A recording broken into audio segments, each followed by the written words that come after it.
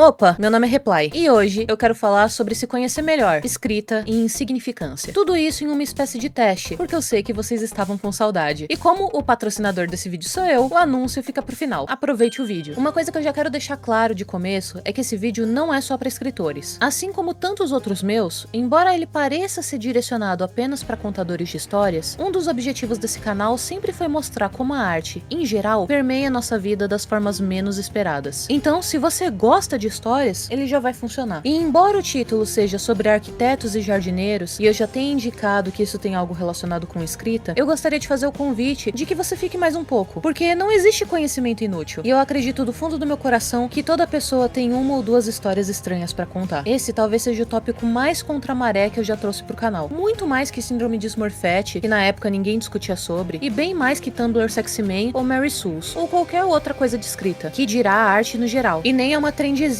como quando eu trago pessoas vendo uma sereia num elefante, ou uma bruxa que deixa pessoas carecas. Não, o tópico de hoje, quando pesquisado em inglês, não ultrapassa de 1000 visualizações por vídeo, e é por isso que nós estamos aqui. É pra isso que esse canal existe. Porque às vezes tudo que a gente precisa é de uma resposta pra algo que não se sabe qual é a pergunta. Jardineiro versus arquiteto é um conceito que foi introduzido pelo George R.R. Martin, criador de Game of Thrones, sobre existirem dois tipos de escritores. E provavelmente as mentes mais aguçadas do meu público já devem ter imaginado o que eu vou explicar aqui. Do jeito mais fácil de se referir, se você prefere planejar tudo mesmo antes de começar a escrever, você é um arquiteto. Se você gosta de ir jogando as ideias pra ver o que vai dar e amarrar tudo no final, você é um jardineiro. Yay! Você achou que isso era um teste? Eu menti. Eu poderia te encher de perguntas, na verdade, mas eu prefiro ir por outra rota agora que você já tá fisgado. O que eu gostaria de endereçar aqui é que tudo isso é mais complexo do que parece, porque não estamos só discutindo um arquétipo de um contador de histórias, mas como ideias são feitas e de onde elas vêm. E para isso, eu gostaria de introduzir um segundo autor nessa história. Esse aqui é o David Lynch. Ele não é muito conhecido aqui no Brasil, o que é uma pena, porque as criações dele que influenciaram muitas das minhas coisas favoritas. Gravity Falls e Alan Wake estão na conta. Algumas coisas que ele fez hoje são as minhas favoritas. E até criaram uma alcuna para as coisas que ele fez. Chamam elas de Lynchianas, porque ele, de um modo muito único e especial, de certa forma, é meio estranho explicar, na verdade, mas ele conseguia emular sonhos num filme. E ele tem um livro, que infelizmente não tá traduzido pro português, chamado de Pegando Grandes Peixes, Meditação, Consciência e Criatividade. É um livro muito doce, e também um dos meus favoritos atualmente, porque ele fez o que eu tento fazer por aqui, só que bem melhor, que é conduzir o que ele quer dizer como numa conversa, e não como uma lista, uma sequência de passos, ou um conhecimento imutável. Você sente que tá conversando com um cara um pouquinho doido na medida certa, e eu gosto muito disso. Nesse livro, ele introduz que ideias são como peixes, nadando num oceano. Quanto mais você mergulha, mais você consegue encontrar peixes grandes, estranhos e diferentes. Às vezes, você pode jogar uma linha por dias, semanas e meses esperando. E às vezes, as ideias vêm uma após outra, sem parecer ter exatamente alguma conexão, mas você eventualmente pesca a ideia que vai conectar as duas. Para ele, as ideias estão lá, para todo mundo. E com a meditação é mais fácil mergulhar mais fundo e acessar essas ideias. Porque uma ideia grande de verdade teria a capacidade de mudar a sua vida. Parafraseando numa tradução bem ruim, uma ideia é um pensamento. É um pensamento que carrega muito mais do que você acha quando você o recebe. Mas o primeiro momento é uma faísca. De um modo comigo, se alguém tem uma ideia, é como se uma lâmpada se acendesse. Acontece em um instante, assim como a vida. Seria muito bom se um filme inteiro viesse de uma vez, mas pra mim, vem em fragmentos. O primeiro fragmento é como uma pedra de roseta. É uma peça de quebra-cabeça que dita o resto. Uma peça esperançosa